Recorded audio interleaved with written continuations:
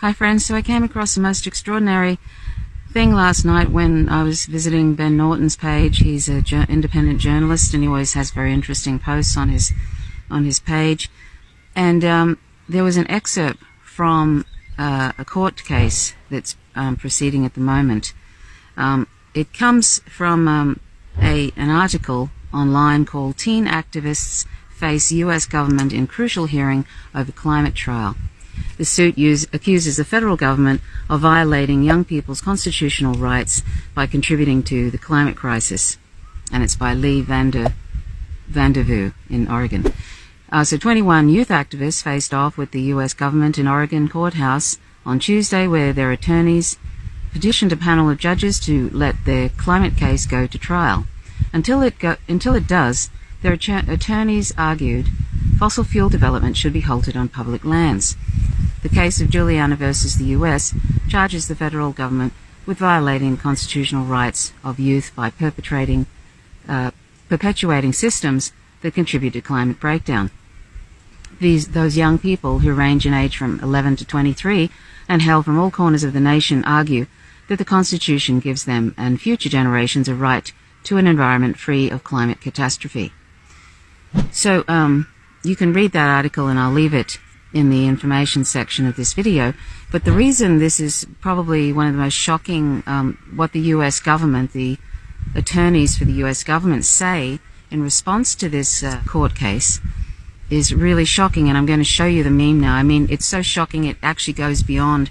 If you've seen my video where Noam Chomsky on the Ralph Nader NewsHour sort of talks about how Trump, the Transport Department, had basically put out this memo 2 or 3 months ago now, saying that what's the point in actually addressing all the climate, the emissions, transport emissions, because we're all done for anyway. It's all over with at the end of the century. What's the point in doing that?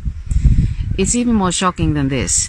So I'm going to read you what these U.S. attorneys say. And by the way, one of them is his name is Jeffrey Clark, and he's about 52 years old, and he was with the Bush administration, and he's actually Attorney General for, I think, the environment at the moment, and he's been arguing for at least a couple of decades now against doing anything to address climate change. Okay, so anyway, here is what the U.S. government said in response to these teen activists' court challenge. The U.S. government has not disputed that climate breakdown is real, or that an environment crisis looms. And this isn't a quote, but this is basically what they said. The U.S. government has not disputed the climate breakdown is real, or that an environmental crisis looms. In fact, government experts generally agree with the plaintiffs' experts on the science. Government attorneys have instead argued that the court does not have the legal authority to tell the federal government what to do about climate change, and that the trial would be too burdensome. Now this is the next sentence is really amazing. This may be probably the most shocking thing you will hear this year, or possibly the most shocking thing you've heard in a while. They have also argued that Americans do not have a right to, quote, a climate capable of sustaining human life, end quote. I'll read that again. They have also argued that Americans do not have a right to, quote, a climate capable of sustaining human life, end quote. So basically, they're not only telling U.S. citizens and these young activists that you have no future and we do not see any reason, or you don't have any right basically to life on this planet, to a survivable environment, but they're telling the rest of the world that as well, because it's not just the United States that is affected by this. And since the Western countries are the biggest polluters on the planet, and in particular the United States with its military-industrial complex, which is the greatest user of fossil fuels, I think it's a massive user of fossil fuels, and so forth. And the environmental destruction that they wreak in every base that they have, they do all sorts of awful things and poison the groundwater with their fire retardants that they use just, it's just insane what they do. There's a whole bunch of stuff, including, I could list a whole long thing as long as your arm about all the, just the environmental problems with the military-industrial complex. But, all the corporations and all of that, the United States is, as far as environmental protections, they're actually undoing it all. Trump has been undoing it all. They weren't that great in the first place. Anyway, so what's basically we're being told by the US in this court case is that we are all fucked, basically.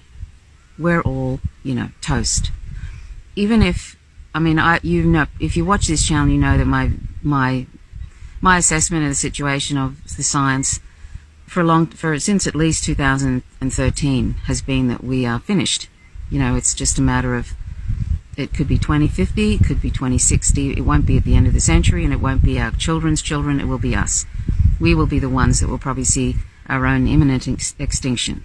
So, I talked about that before, and I'm not, this isn't about any sort of conspiracy thing or anything that's, or trying to be shocking. I'm just being realistic. And I don't believe in putting out hopium to people. I don't believe in putting out false hope, but I also don't believe in just rolling over and, if we don't continue to do what we can, for example, I'm vegan, I encourage other people to go vegan. Particularly in that case, I say that because as you can see very clearly, the governments and parties like the Democratic Party, who have actually recently been trying to stifle any debate about the climate crisis, and telling other members you're not allowed to have any debates about it as well. There's pushback about that, but that's what the DNC has been telling people, trying to block any debates and saying you'll be blacklisted if you debate the climate crisis. So that's the Democratic Party. The GOP is like that, and these are the two major parties that rule this, who are very similar, who rule the United States. And we are all recipients of those dreadful laws and their military invasions, their imperialism, threatening war with all sorts of countries that aren't submitting to them and so forth, and threatening to, and also, recently Pompeo saying that the United States is going to do its best to prevent Jeremy Corbyn from becoming the Prime Minister, that sort of thing. So, we have some major forces, and that's what that is telling us, that they have no intentions at all, and do not have any intentions to do anything, not only to curb what's happening, not only that they're not going to stop what's happening, and they're not even going to curb it. In fact, they're going the other way. They're going to put the foot on the accelerator, basically, because that's what they've been doing. That's what they've been doing, and that's why Trump has been removing all these environmental protections, so that corporations can just go for it, and we have an ecocide on our hands. Of course, we're living on this planet, so we're part of the sixth mass extinction that's taking place right now. What I'm saying to you, too, is that, I've been aware that this is, that it's sort of all over for us, because even if we stopped everything now, it would still have, it has its own propulsion now. And what is baked in now is a 3-degree increase, 3 degrees Celsius, and all the ice is melting, and the ice will eventually melt in the polar caps. 90% of the warmth has gone into the oceans now, and eventually, it's just sort of like a whole series of exponential events in and positive feedback loops happening, and it's spiraling out of control.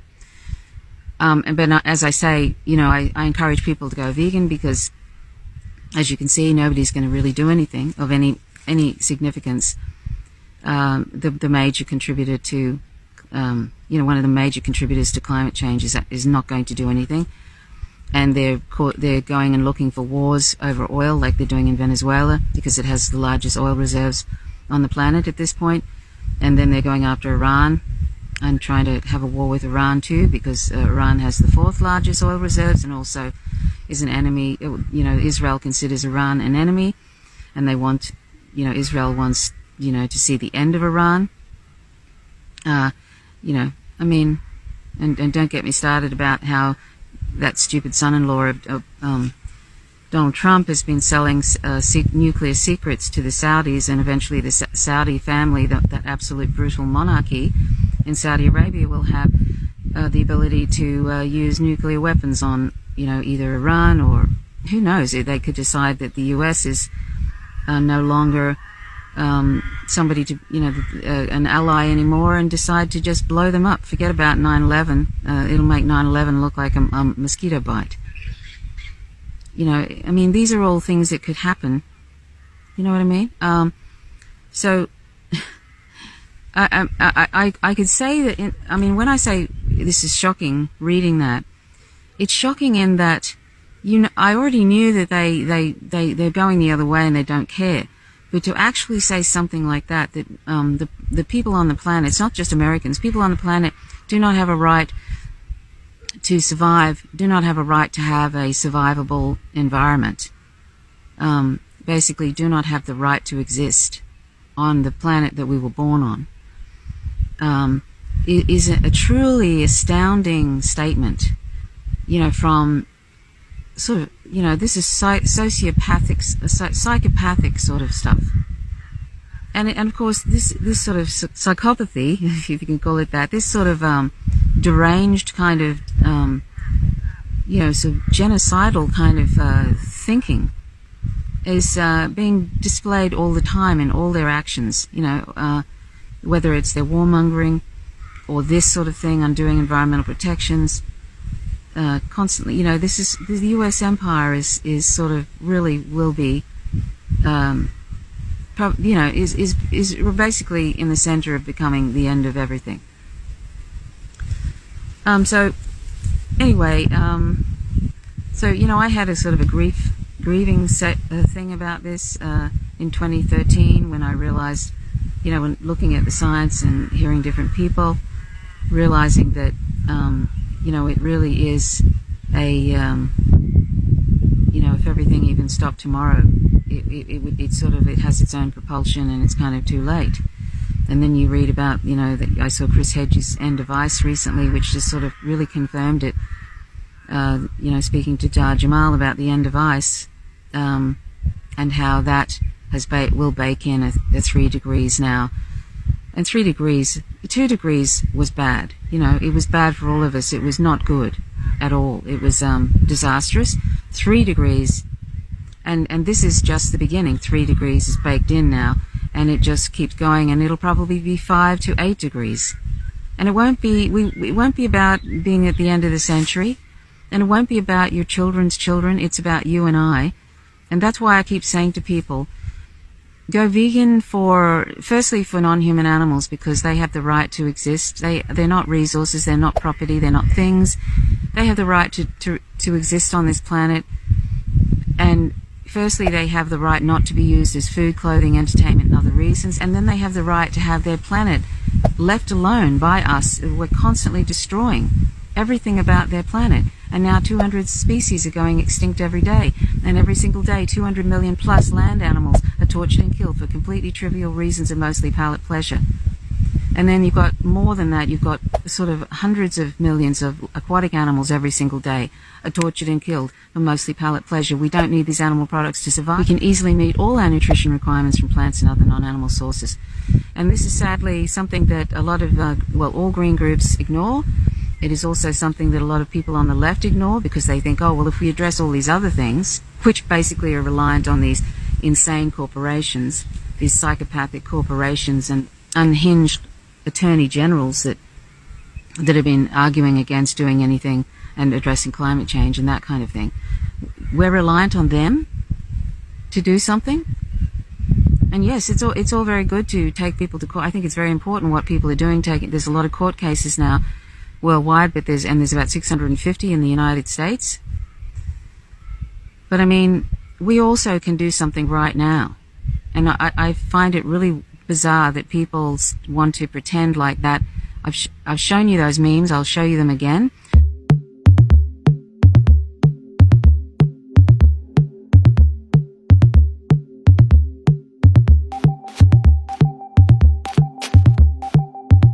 The largest study to date, 114 countries, 40,000 farms from farm to fork, 90% of all the foods that are eaten, and the outcome, the conclusion of that study, that largest study to date, is that a vegan diet is the best thing that one can do, the single most important action one can take to address not only the climate crisis, but eutrophication, acidification, the destructions of the rainforests and all of that, the water resource shortages and all of that, everything that climate crisis involves, and sixth mass extinction, that is a major cause of the sixth mass extinction, animal agriculture. And you will not see it. People don't mention it. I find this extraordinary. Here we are on the brink of extinction. Oh, here's Nandi. He's wearing his Bird Be Safe collar. No, we don't like to dress up our cats. Well, here we are on the brink of extinction, and people are still holding on to these traditions and habits of animal products that are not only killing the planet and killing hundreds of billions of animals and destroying the oceans and rainforests and all of that, all the things that climate crisis entails, all of that. Even people on the left who call themselves, who see themselves as, they wring their hands about the climate crisis, they would wring their hands about that, what I'm talking about today, but won't go vegan. And I just that's why sometimes I keep saying this, but I really think we're too stupid to live as a species. We cannot organize ourselves out of a paper bag. We can't even say, okay, I can go vegan right now. It doesn't rely on these corporations. It doesn't rely on my parents or my family or anybody. I can go vegan right now. We can do it. If we're not vegan, we can do it right now, and it doesn't rely on the permission of anybody. And it has nothing to do with capitalism, And by the way, capitalism isn't causing animal agriculture. We're causing animal agriculture. Capitalism, if everybody went vegan, they'd start producing vegan products, which is what is happening right now, because there's millions of vegans on the planet, but there's not enough. Capitalism always finds a niche. If everybody started demanding plant-based products, you don't need pre-made plant-based products, right? But, if you want to eat those pre-made things, okay. But they are already producing. Companies are seeing that there's more vegans on the planet. It's all about demand and supply. And we create demand for animal products. We create demand for all of this terrible destruction of life and climate refugees and 1 trillion plus land and aquatic animals every year. Destruction of the oceans. Watch Cowspiracy. It's coming. It hasn't been released yet, but watch it. See what we're doing to the oceans because we eat aquatic animals. So, we are responsible for a lot of destruction, and we're pretending like it's not happening. I talk about this, and I'm sorry if people find this a bit ho-hum and think, oh, I don't want to listen to this. This is confronting, and you're full of, it's fake science and all of this. No, it's not. It's actually not fake science. This is real science. That study, the largest study to date, is real. It's science-based. It's a scientific study in the Journal of Science. It's not some made-up thing by vegans. You know what I'm saying? It's not some made-up thing. It's real. So if you embrace science most of the time, but you don't want to embrace this and call it fake because it's inconvenient, what does that say about you? So yeah, we can do, the Extinction Rebellion, which also ignores veganism, but, you can do, I think at this point now, nonviolent civil disobedience is definitely the way to go. This yellow vest thing, nonviolent civil disobedience, like Chris Hedges, the Pulitzer Prize recipient, said, we need to, at this point, break the machine. The time for, appealing to their better ethics or whatever, which they don't have, is over. Letter writing and all this kind of thing. It's time to break the machine in nonviolent civil disobedience. I don't know if anybody can organize themselves to do this, though. And they have such a powerful militarized police and all of that, because they've been preparing for this breakdown of social, breakdown of society, basically, because people realize, and are realizing quite quickly, that the major powers, but mostly centered in the West, have no intentions of doing anything to address this life-threatening issue for all of us. No intentions. That's very clear. That's why, and I don't know why people keep voting for these people. I really don't. I mean, anybody who is not fully on board with that and is sort of moving completely away from fossil fuels and stuff and is trying to develop things in a hurry. We don't have time, 10 years is too long. We really do. Some people say 2 years. You've got 2 years to sort it out. I said to somebody last night, we were I showed this person last night this, that image about what the US has said in this court case. And I said, sometimes, it's hard to, you're going along in your daily stuff that you're doing, your activism, and meanwhile there's this cloud of imminent extinction with nobody doing really anything about it. And then I have the added extra fun of knowing that most of the people I know who are otherwise very intelligent pretend that going vegan is just something we can do down the track, maybe, 40 years or something down the track. Or they don't even see that, they won't even watch any of my fucking videos or want to even talk properly about it because they don't want their way of life, they don't want their habits and traditions and conveniences interfered with. Their habits and pleasures are more important than addressing this issue. We can do something right now significant addressing this issue by going vegan, and it makes me very sad, because it just confirms to me that we really in many ways are too stupid to live. We're just little hairless animals that have a technological bent, but we don't have any wisdom, and we go along with the herd, and we like our little creature comforts literally, and we can't organize ourselves out of a paper bag. Ultimately, we are just animals, and we can't get it together, and we're just going to be a little blip on the radar on this planet. We're going to be come and gone in a short period of time in the history of this planet's existence. Just a little tiny blip. And eventually there'll be nothing left of us. There won't be any pyramids left. Even the plastic will all be vanished. There will be no sign of us. And this planet will be completely different, but it will have new life due to bacteria's, evolving, and there'll be a whole different kind of life on this planet. And hopefully, and I say this without a hint of misanthropy, hopefully we as a species will never be seen again on this planet, because I do not believe at this point that we have the ethics, the ability to develop enough ethics to treat one another in a kind and just way, just going by how we've been since we've been on this planet.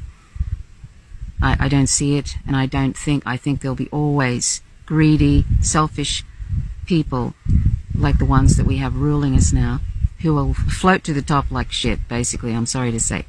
Will always get to the top, and it will always end up becoming like it is right now in some way. If we continue on, it's always going to be a shitfest.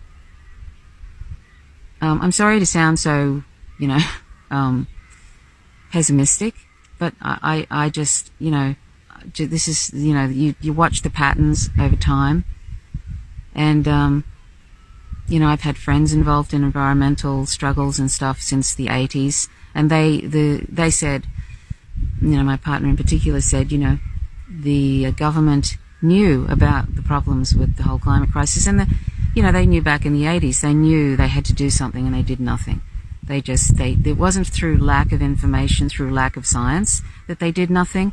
They just chose to do nothing. And these fossil fuel industries knew back in the 50s and 60s that this was going to happen, and they suppressed all of that. They knew about this 60, 70 years ago, and they suppressed it all. And those people who did all that, they're dead now. They didn't have to worry. And they don't even care, obviously, about their children or their children's children. And oddly enough, the people in the different administrations in the US don't seem to care about their own children or their children's children either. They don't. I think they think they're going to be able to hide out in some bunker somewhere. That's funny. You're going to hide out in a bunker for, like 40,000 or a million years? Because that's how long it's going to take for things to sort themselves out in some way. And even then, who knows how it will be on the surface. It's ridiculous. You know, they think that they're going to be able to wait this out while the rest of us die. This is how this is how sort of, you know, this is how sort of unhinged these people are, that they think that they can wait this out in bunkers or in some country. So anyway, I didn't mean to get into this sort of rant about imminent extinction, but I mean, it's hard not to when you see crap like that, you know? And you know, like I say, sometimes it's like being in a nightmare that you can't wake up from because it's real, or it's like being in one of those, you know, sort of those movies, like one of those crazy movies, except that it's real. And it's always hanging. Anybody who's really aware of how messed up it is and how sort of unlikely there is to be anything beyond, say, 250, 260, 2060, 2050.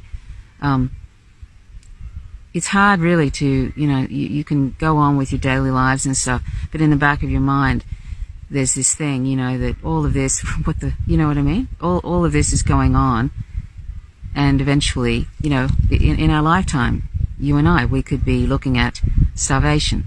And that's not hyperbole to say that, that's not an exaggeration. You know, when climate gets really, really unstable and it's all over the place, too hot, too wet, da-da-da-da-da. Agriculture, you know, plants don't grow, and if plants don't grow, you're not going to have any animals. If people think they're going to be able to continue eating animal products at this rate, in fact, you know, if you've watched that On Contact with Chris Hedges, where he talks about how animal agriculture is not going to be able to supply the food for the planet by 2050. You know, there's not enough animal agriculture to supply feeding the planet. So that's why that's one reason why we have to move away from animal agriculture and adopt a plant-based diet. And I've sort of indicated to you why that is through those memes, the largest study to date, where there's been huge amounts of land left. And you wouldn't even need those huge amounts of lands that is used for animal agriculture to feed the planet already. Like, we could feed the whole planet with a plant-based diet, and we'd be addressing climate change significantly. And even if imminent extinction is on the horizon, at least we are able to do something, and it also involves the end of torturing and killing of these sentient animals whose only crime is that they are another species. You know, we can do that. How great is that? And we can address all these other things, and we can be healthier too. Because animal products are killing people in the amounts they're eating them. There's millions of people now dying every year related to animal product consumption. In fact, and just recently there's been a huge study about fiber, and they've said that you know, people don't eat enough fiber, and that's another reason why there's all these illnesses. And in fact, U.S. citizens don't even get the lower amounts of fiber required. That's why, you know, there's so many people with cardiac disease and diabetes and so forth. And that's because people are eating animal products, and they're eating low-carb diets, which usually means they're eating lots and lots of animal protein, which actually destroys your kidney and destroys your colon. The ammonia in you know, animal protein literally just breaks down your kidneys, and it also you know, it breaks down in your colon. It breaks down your colon. It doesn't belong in there. We have long intestines that are meant to digest plant material. You know, cats have very short intestines because they're eating mostly animal protein. So, you know, I could, you know, check out nutritionfacts.org and you'll find out the horror story that is animal products. So anyway, please check out my website, howtogovegan.org. It's a comprehensive vegan resource in podcast form. And I think you'll find it I think internalizing the ethical position, which is what veganism is essential to be a long-term vegan. Anybody who says they're an ex-vegan was never vegan, because just like when you're against racism, you don't sort of suddenly, after years of being anti-racist, then suddenly start becoming racist. You probably were never committed to that in the first place. Or if you're against homophobia and then suddenly you say, oh, I'm not against homophobia anymore, and then you start beating up LGBT people and killing them and stuff. I mean, it's just ridiculous. So veganism is an ethical position, and so if you become vegan and you've internalized the ethical position, doesn't matter what circumstances, you are not going to you're not going to become an ex-vegan. It's just not going to happen. So anyway, that's all I'm going to say. I didn't mean to go down that road, but it just brings me to that, when I see these sort of ecocidal statements and these genocidal statements by the US government, it just takes me down that road. And basically they're saying it to all of us. It's not just Americans don't have the right to have a livable environment where they can have the right to exist and survive. It's telling all of us that. So what we do with that information is hopefully we become kinder people, more loving and more just, and that we go vegan. That encompasses all of that, and that we continue to, and that we organize and get in and think about non-violent civil disobedience, and also do whatever we can in as many ways as we can to address this. But you can be vegan and you don't need anybody's permission to do that. So thanks so much for watching. My name is Trish Roberts. Please click the like button if you like the content. Please hit the subscribe button and the notifications bell. Otherwise you don't receive updates when I drop a video. I always enjoy reading your comments, and even the ones that disagree with me, as long as you're civil about it. Okay, so thanks for watching. My name is Trish Roberts. You're watching Paint Signals from Vega. Till next time. Bye for now.